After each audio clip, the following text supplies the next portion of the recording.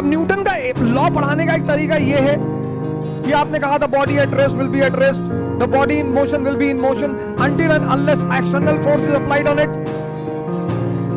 अब लड़का पढ़ा कि नहीं पढ़ा ये किसी को नहीं पता।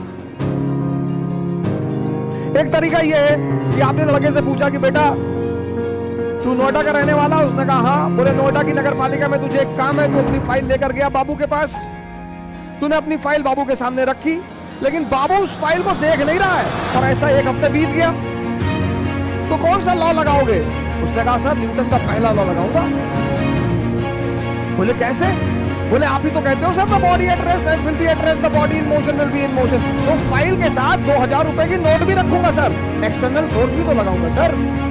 The body at rest will be at rest, the body in motion will be in motion until and unless any external force। लगा दिया एक्सटर्नल फोर्स, बाबू एक्शन आ जाएगा, काम हो जाएगा मेरा सर। ये है पढ़ने का उद्देश्य। जिन चीजों को आप सीखते हो अगर उनका कोई उपयोग नहीं है, अभी आपसे कोई कहे रथ चलाना सीख लो, आप कहोगे उपयोग ही क्या है इसका जीवन में?